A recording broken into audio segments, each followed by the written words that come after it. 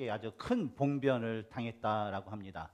요즘 우리 TV를 보면 우리 애시안계의 어떤 사람들이 이제 좀 그냥 목적 없이 그냥 사람 지나가는 사람한테 구타를 당하는 일들이 요즘 많이 늘고 있는데 아마 그런 일들을 당한 것 같습니다.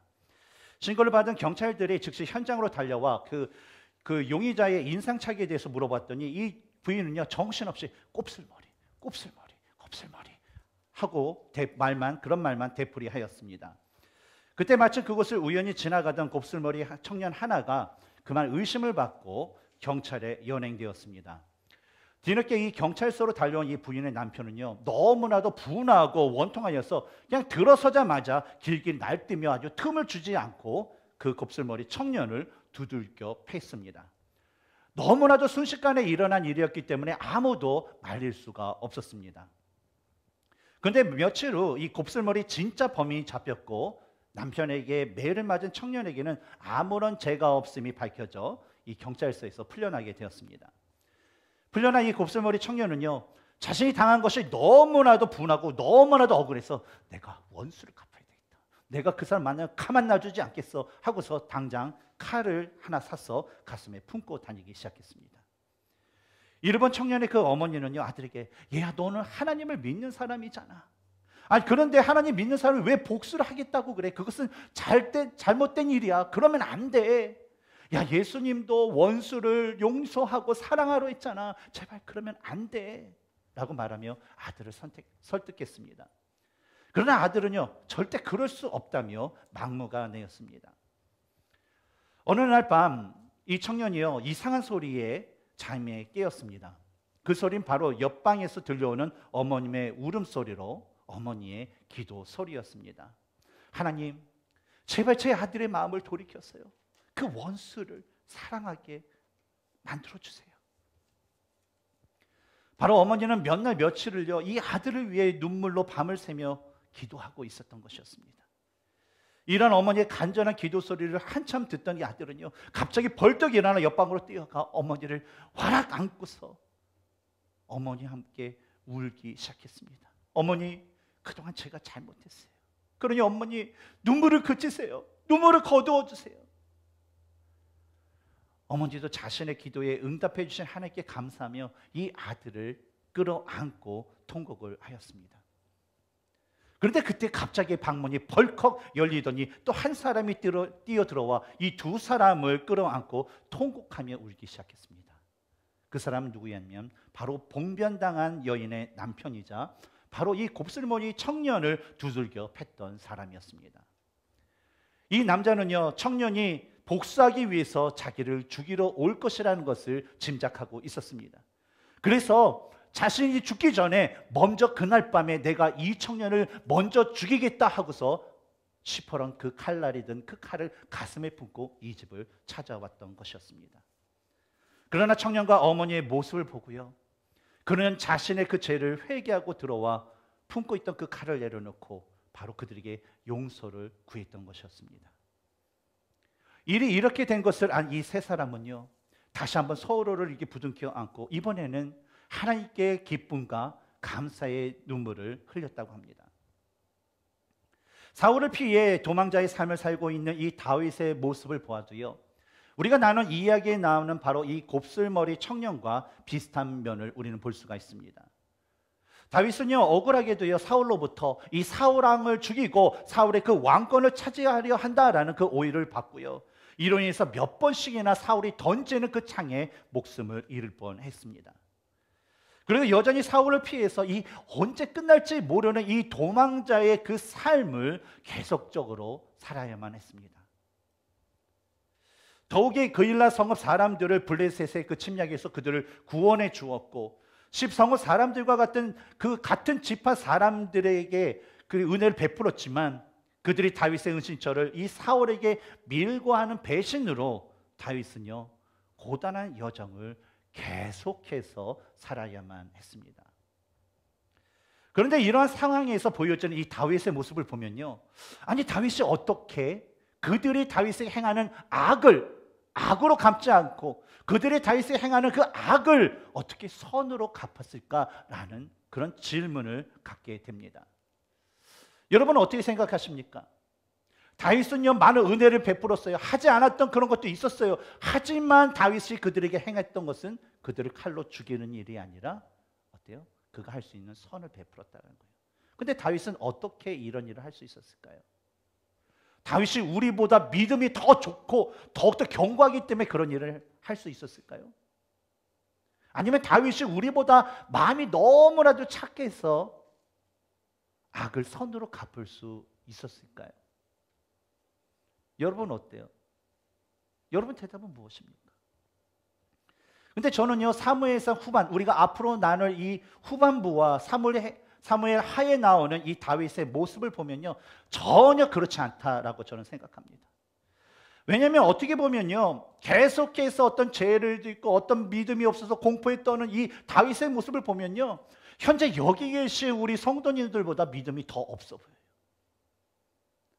또한 밧세바와 간음하고 그의 남편이 우리아를 아주 계획적으로 그를 살해하는 그 모습을 보면요, 우리가요 다윗보다 훨씬 착한 성품을 가졌다 말해도요 하나도 이상할 것이 없습니다. 그러나 다윗의 고단한 여정 가운데요, 악을 선으로 갚을 수 있었던 이유를 한 가지 찾는다면 그것은요, 다윗이 항상 하나님의 뜻을 구하고 하나님의 뜻에 합당한 삶을 살아가고자 열심히 최선을 다해서 노력했다라는 것이에요. 오늘 본문을 보면요, 엔게디 동굴에서 벌어지는 그런 사건을 볼 수 있습니다. 그리고 우리는 이 사건을 통해서 두 가지의 모습을 다윗을 통해서 배울 수가 있어요. 그 첫 번째 모습은 바로 자아를 버리는 삶을 살아야 한다라는 거예요. 다윗이 하나님의 은혜로 셀라 하만드곳이라는 곳에서 나와서 이 엔게디 지역으로 은신처를 옮기게 됩니다. 그런데 다윗이 은신처로 거하게 된 이 엔게디가 바로 지난주에 나눴던 23장 29절에는 바로 엔게디 요새다라고 표현은 되어 있고, 바로 오늘 본문인 24장 1절에서는 엔게디 광야라고 다르게 표현된 것을 볼 수가 있어요. 근데 사실 엔게디 요새나 엔게디 광야는요 그냥 똑같은 그런 곳을 말합니다. 단지 다른 것은 뭐냐면 이 다윗의 입장에서는요, 이 다윗의 입장에서 보는 이 엔게디 지역에 대한 그 견해, 또한 다윗의 은거지를 사울에게 고발한 그 고발한 사람들이 보는 엔게디 지역에 대한 그 견해가 다르기 때문에 다윗은 뭐예요? 요새다. 그리고 그 사람들은 광야다라는 그런 표현을 한 것입니다. 다윗이 거하고 있는 이 엔게디라는 곳은 사회바다의 한 중간 지점, 그 서쪽 해안에 있는 그런 곳으로 아주 큰 바위들이 있는 그런 산악지대와 깊은 협곡이 많은 곳입니다. 특히 이곳에는요, 뭐 절벽이나 뭐 동굴들이 많아서요, 그냥 은신처로 사용하기는 아주 기가 막힌 곳이에요. 아주 적합한 곳이었어요. 그래서 별다른 뭐 구조물 목표, 뭐 함정이나 뭐 바리게이트나 뭐 그런 것들을 설치하지 않아도요, 이 자연 자체가요, 그냥 요새와 같이 아주 수비에 아주 유리하기 때문에요, 다윗의 입장에서는 이 엔게디는 요새와 같은 곳이었어요. 반면에 사울에게 보고한 자들에게는요, 이 다윗을 잡기에 훨씬 쉬운 이 사막한 곳들, 오픈되어 있는 곳이기 때문에 이곳을 바로 엔게디 광야다라고 사울에게 고발을 했던 것입니다. 사울은요, 이 엔게디에 숨어있는 이 다윗을 잡고자요, 이 모든 이스라엘 그 군대 중에서 3,000명의 아주 정예병을 선발하여서 엔게디 광야에 그 들렴소들이 살고 있는 절벽 바위인 들렴소 바위까지 이르게 됩니다. 그리고 사울은요, 그곳에서 길가에 있는 양의 우리 근처에서 아주 깊이, 굴이 깊은 그런 굴을 하나 발견하게 돼요. 당시 이러한 굴들은요, 어떤 뭐 양의 우리로 사용하거나 아니면 목자들이 뭐 잠을 잔다거나 쉼터로 이용을 하고 있었습니다. 그래서 이 굴 앞에는 뭐 돌들을 쌓아놓고 그 위에는 뭐 가시와 같은 것들을 설치해가지고 맹수들이 그 굴 안으로 들어오지 못하게끔 하면서 이 굴들을 사용했습니다. 그런데 오늘 본문의 3절을 보면 이 굴에서요, 아주 흥미진진한 사건이 벌어지게 됩니다. 우리 3절을 같이 읽어볼까요? 시작. 길가 양의 우리에 이른즉 굴이 있는지라 사울이 뒤를 보러 들어가니라 다윗과 그의 사람들이 그 굴 깊은 곳에 있더니. 여러분, 사울이 동굴에 들어간 이유가 무엇이라고 합니까? 뒤를 보러 들어갔다. 뭐죠? 큰 걸 보러 간 거예요. 큰 거, 작은 게 아니라 큰 거. 왜 큰 것을 보러 가냐면 유대 율법에서는요, 이스라엘 군영을 거룩하게 만들기 위해서 항상 화장실 같은 거는 진영 밖에 설치하게 되었습니다. 그래서 이 사울이 그 용변을 바로 보러 갔다라는 거예요. 그런데 우리가 성경을 여러 가지 보면 조금 다른 면을 우리가 볼 수가 있습니다. 한글 성경에서는요, 우리가 지금 개역 개정 번역을 쓰는데 이전에 썼던 개역 성경을 제외하고서 다른 모든 한글 성경에서는요, 우리가 읽는 것처럼 뒤를 보러 들어간다라는 그런 표현을 사용하고 있습니다. 또한 영어 성경에서는 ESV, NIV, NASB에서는 to relieve himself라는 그런 표현을 사용하면서 그냥 용변을 보러 가기 위해 갔다라고 이게 번역을 하고 있습니다. 그런데 반면에요, 개역 성경을 보면 발을 가리우러 들어갔다라는 표현이 사용되어 있고, 또 킹 제임스 영어 성경에서는 to cover his feet이라는 그런 표현을 사용하면서 이 사울이 잠을 자러 그 동굴에 들어갔다라는 그 표현으로 번역하고 있습니다. 그렇다면 원어 성경은 어떤가? 원어 성경을 보면요, 바로 이 두 가지의 의미를 다 담고 있어요. 그래서 둘 중에 어떤 이유로 굴에 들어갔는지, 진짜 용변을 보러 들어갔는지, 진짜 잠을 자기 들어갔는지 100% 우리는 정확하게는 알 수가 없습니다. 그러나 저자가 구태여 용변을 보러 갔다, 잠을 들어갔다, 그걸 전하기 위해서 이 말을 썼던 것은 아니라는 것을 우리는 생각할 수 있어요. 저자가 뒤를 보러 들어갔다와 발을 가리우러 들어갔다라는 그 이 표현을 사용하면서 사울이 들어간 곳의 굴이 어떻다라는 것을 얘기해 줬어요. 어떠한 굴이었었죠? 바로 다윗과 그의 사람들이 굴 깊은 곳에 어떻게 하고 있었어요?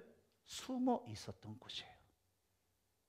그래서 어쨌든 간에 무슨 용문인지 모르겠지만 그곳에 들어갔는데 다윗과 사람들이 있는 곳에 들어갔다, 이런 표현을 통해서 우리가 전하고자 하는 것은 사울은요, 그동안 자신의 수족처럼 따랐던 3,000명의 그 정예병과는 떨어져서 이제 홀로 무방비 상태에 놓이게 되었다라는 것과, 다윗에게는 어때요?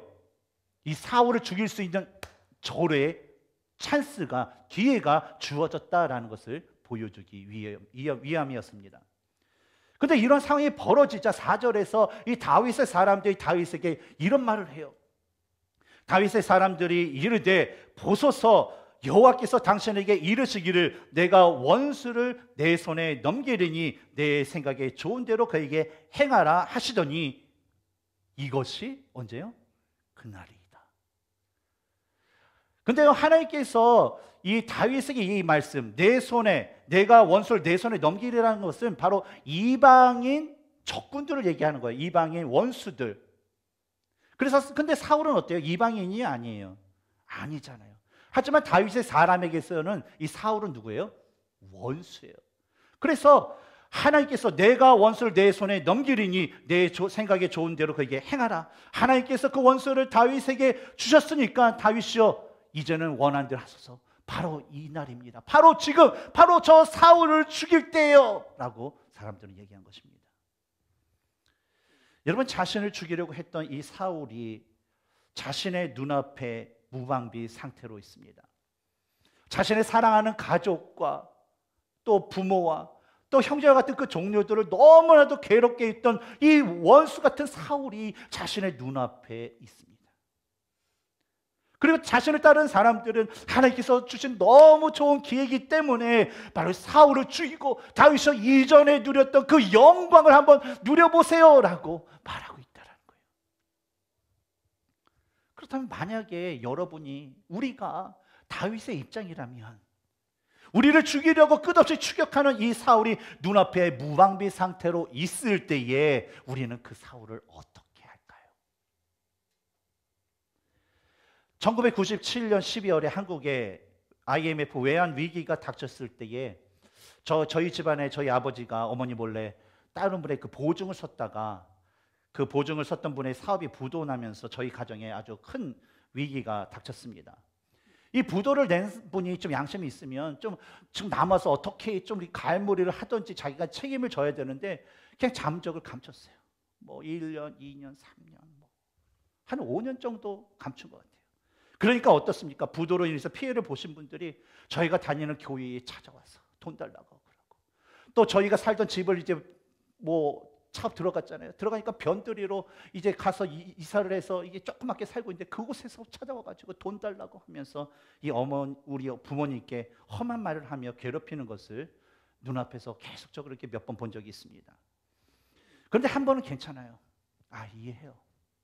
저분들도 얼마나 힘들면 그럴까. 두 번 힘들게 해요. 그래요. 또 우리 때문에 어떻게 되면 이렇게 어떻게 보면 우리의 그런 잘못도 조금 있지 않을까. 또 세 번째도 오죽하면 그러겠어. 하지만 4번, 5번, 6번 계속 반복되는 그런 모습을 보는 어느 순간에 저는요 저희 부모님을 괴롭힌 그들의 모습을 더 이상 참지 못하고요 그들을 몸으로 맞고 그들에게 고함을 지르면서 그들을 쫓아낸 적이 있었어요. 왜냐하면 그들이요 너무나도 미웠어요. 너무나도 왼수같이 미웠기 때문에 그들을 우리 집에 한 발자국도 들여놓고 싶지 않았어요. 만약에 당시에 이랬던 제가요 다윗의 입장이었다면요 저는요 어쩌면 저를 따르는 사람들의 말처럼요 그냥 자고 있는 그 사울, 용변을 보고 있는 사울을요 그냥 죽였을 것 같아요. 왜냐하면요 이미 하나님께서 어때요? 이스라엘의 그 새로운 왕으로 선택하여 주시고 기름을 부어주셨어요. 비록 도망자의 신세였지만요 이 사울 왕이 죽어버릴 경우 그동안 자기가 쌓은 인맥이 있잖아요. 백성들이 자신을 너무나도 사랑하는 것, 모든 군사들과 장교들이 그런 사령관이 자신을 좋아하는 걸 알기 때문에 내가 사울 왕을 죽여도 충분히 그들이 자신을 충분히 지지해 줄 확률이 매우 높았기 때문이었어요. 그러나 다윗은 어떻게 했나요?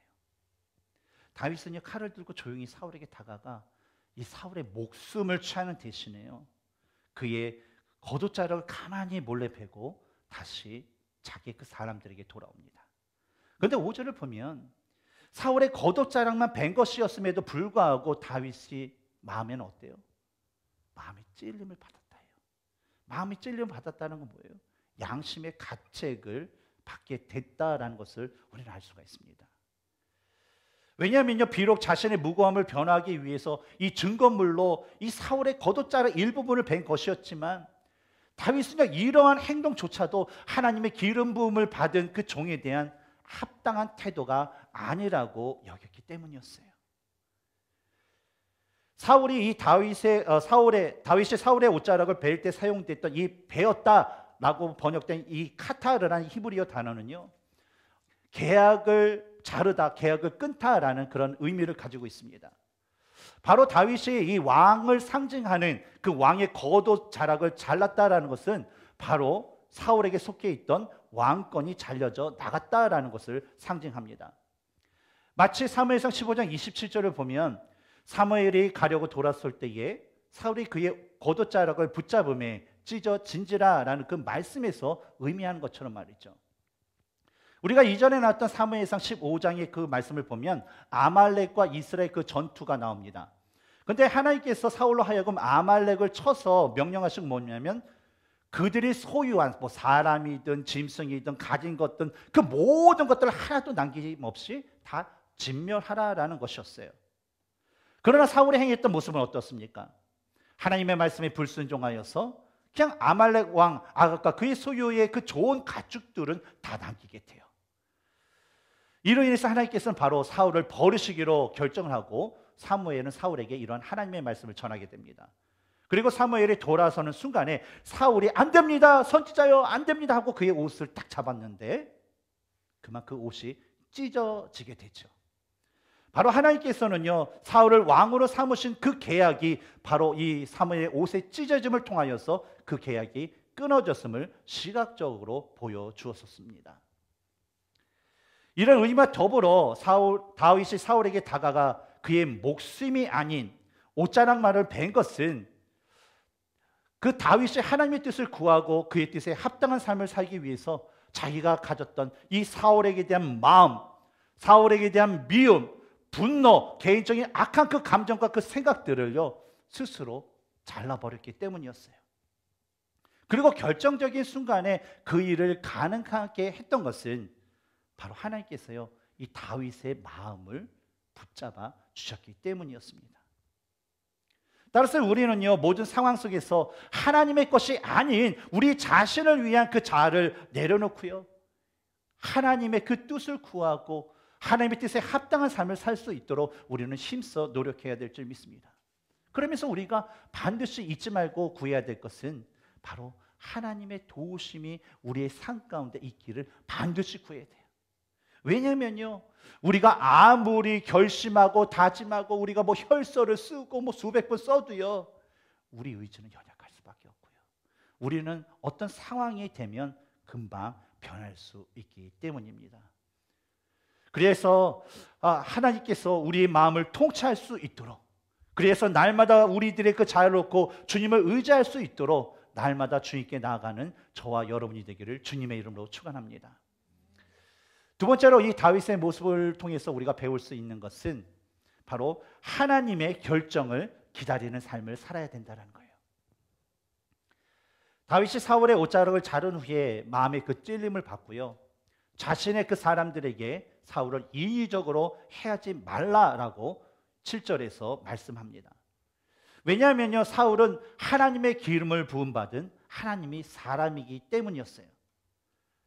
그러나 사울은요, 자신에게 도대체 무슨 일이 일어나는지 모르고 그냥 자신이 필요한 용무를 다 맞은 후에 이 굴 밖으로 나가게 됩니다. 그때 이 다윗도요, 사울을 따라가서 사울에게 사울 왕이요 하고 그를 부르고, 또 그가 돌아보자 그 왕에 대한 예의, 그에게 절을 한 후에 8절부터 11절까지의 말씀에서 사울의 그 잘린 옷자락을 그에게 보이면서 자신의 결백을 사울 왕에게 말을 합니다. 어떤 얘기를 했죠? 바로 자신은 왕을 해야 할 마음이 전혀 없다라는 거. 그리고 이 동굴에서 분명히 충분히 왕을 죽일 수 있는 기회가 있었지만 그 왕을 죽이지 않았다라는 것. 또 왕이 자신의 행명을 헤아려 하지만 자신은 왕에게 범죄한 일이 없다라는 것을 말하게 됩니다. 그리고 자신이 이러한 일을 하게 된 것은 바로 하나님의 기름 부음 받은 이 사울 왕과 자신과의 그 관계에서 판단하실 분은 오직 하나님 뿐이기 때문이라고 말씀하죠. 그에 관련된 우리 12절을 읽겠습니다. 시작. 여호와께서는 나와 왕 사이를 판단하사 여호와께서 나를 위하여 왕에게 보복하시려니와 내 손에는 왕을 해하지 않겠나이다. 그리고 15절에서도 다음과 같이 얘기합니다. 같이 읽겠습니다. 시작. 그런즉 여호와께서 재판장이 되어 나와 왕 사이에 심판하사 나의 사정을 살펴 억울함을 풀어주시고 나를 왕의 손에서 건지시기를 원하나이다 하니라. 그런데요, 오랫동안 이 다윗을 해하려 했던 사울을 죽이지 않고 또 그의 옷자락만 이 베었던 이 다윗의 모습을 보면서 그를 따랐던 그 사람들은요, 정말 이해할 수 없고 너무나도 답답했을 것입니다. 우리 살다 보면, 우리 부부간에 보면 좀 특징적인 게 있어요. 항상 부인들이 주로 남편을 답답해해요. 왜 저렇게 하지? 왜 저렇게 하지? 하면서 제 아내도 답답하대요. 그래서 내게 준 것으로 만족하라 항상 얘기하고 있지만 그래도 답답하대요. 그런 것처럼 이 다윗이 하는 모습이 다윗을 따르는 사람들에게 있어서는요, 너무 답답해 보였어요. 왜냐하면요, 그냥 무방비 상태에 있는 사울만 이게 죽이기만 하면 그냥 모든 문제들이 그냥 다 풀리고 해결될 것만 같은데, 아니 전혀 이해할 수 없는 행동만 하는 것 같다 보였기 때문에 그냥 답답할 수가 없었던 거예요. 그런데 이런 다윗의 모습은요, 사람들에게는 답답해 보일 수 있지만 이런 모습은 바로 하나님이 사울을 버리게 된 모습과 완전히 구분되는 그런 모습이며 하나님의 백성이며 하나님의 그 자녀된 자들이 반드시 가져야 될 모습이라는 것입니다. 여러분, 사울이 하나님으로부터 결정적으로 버림받게 된 이유가 무엇입니까? 왜 버림받게 되었죠? 사울이? 예? 불순종했어요. 하나님의 말씀에 불순종했어요. 그럼 도대체 어떤 말씀에 불순종했죠? 사울이요? 13장에 나오는요, 하나님께 드리는 제사에 대한 말씀에 대한 불순종이 있었어요. 그 다음에 15장을 보면요, 아말렉의 진멸에 대한 하나님의 말씀에 대한 불순종이 있었습니다.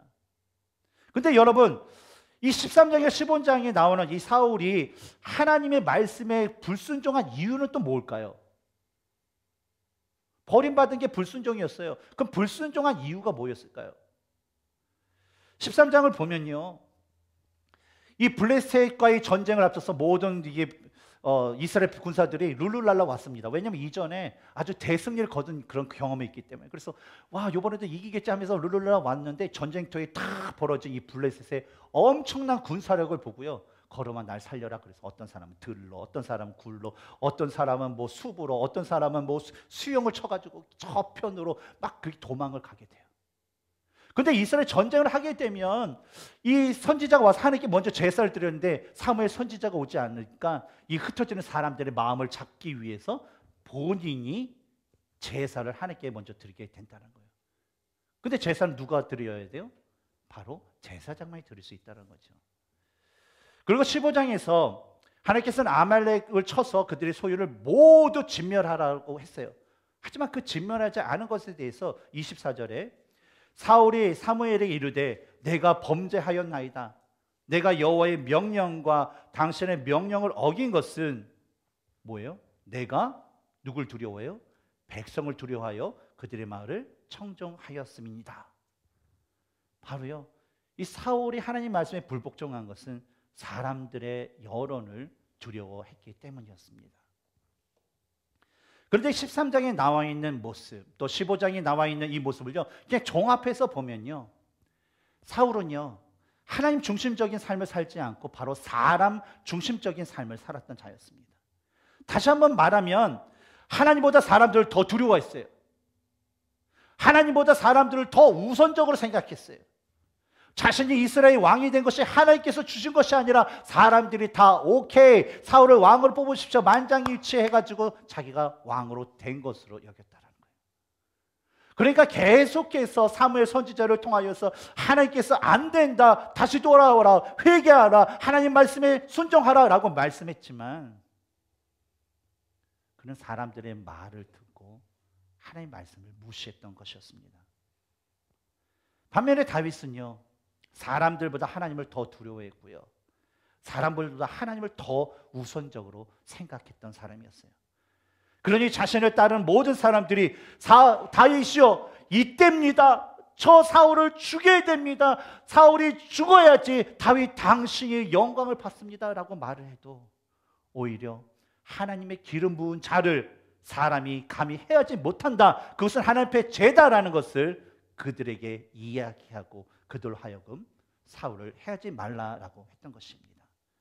왜냐하면 다윗은요, 하나님께서 기름 부은 자들에 대한 죄, 그들이 지은 죄, 또 그들이 지은 죄에 대한 그 판결은 바로 사람이 하는 것이 아니라 하나님만이 결정하실 수 있다라고 믿었기 때문이었습니다. 한 가지 예수님의 제자에 대한 아주 꾸며낸 그 우화 이야기가 한 가지가 있습니다.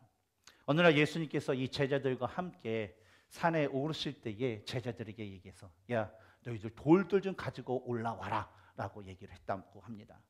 그런데 그때에 베드로는 주님의 뜻이니 분명히 이 돌을 가져오라 하는데 무슨 분명한 뜻이 있을 거야. 그래, 이왕 가져갈 거면 제일 큰 거, 제일 많이 가져가자 하면서 자기의 있는 힘껏 그 돌들을 다 모아서 올라가기 시작했어요. 근데 저 한쪽편에는 이 가룟 유다는 산에 무슨 돌을 가지고 올라가, 그냥 올라가는 거 힘든데 무슨 돌이야, 예수님 왜 저래 하며 이 불평하며 가장 작은 돌을 그냥 딸랑 들고 이 산에 올라갔다라고 합니다. 근데 산에 오르신 이 예수님께서 이 제자들을 불러 모으시고 야, 너희들이 가져온 돌들을 다 가져와라 라고 말씀하신 후에 예수님께서 축복을 해주시고 그 돌들을 떡으로 만들어 주셨다고 합니다. 그래서 큰 돌, 큰 거, 많은 돌을 가져온 이 베드로는요, 그 축복을 받아서 너무나 신나가지고 행복함을 누렸지만 그렇지 못했던 유다는 크게 낙심하였다라는 믿거나 말거나의 그 유명한 이야기가 있습니다.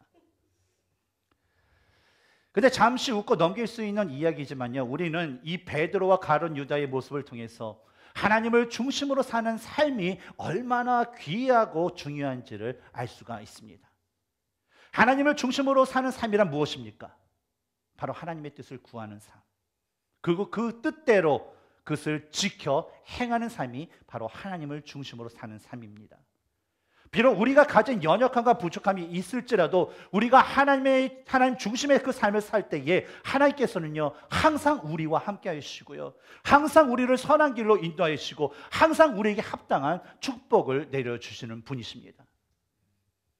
다윗도요 우리와 동일한 성정과 동일한 연약함이 있었습니다. 그러나 그가 하나님을 의지할 때에 하나님은요 다윗의 힘이 되어주셨고, 그가 하나님을 의지하고 바라볼 때에 하나님께서는 그의 능력이 되어주셨습니다. 마찬가지로 우리가 하나님을 의지하며 살아갈 때에 하나님은요 우리의 힘과 능력이 되어주시고, 하나님은 모든 환난에서 우리를 보호하시고 인도해 줄 줄 믿습니다. 바로 이러한 모습이요 하나님을 위한 삶이자 바로 우리에게 필요하고 우리가 가져야 할 합당한 모습인 것입니다. 사랑하는 성도 여러분, 모든 삶에서요 여러분의 그 자아를 내놓으시기 바랍니다. 내 생각, 가치관, 습성, 모든 것, 그리고 하나님 중심의 그 삶을 살면서 하나님의 뜻으로 여러분의 삶을 채우시기 바랍니다. 하나님의 방법으로 여러분의 삶을 채우시기 바랍니다. 그러면서 날마다 여러분 생각에 역사하신 그 주님을 경험하시는 저와 여러분이 되기를 주님의 이름으로 축복합니다. 함께 기도하겠습니다.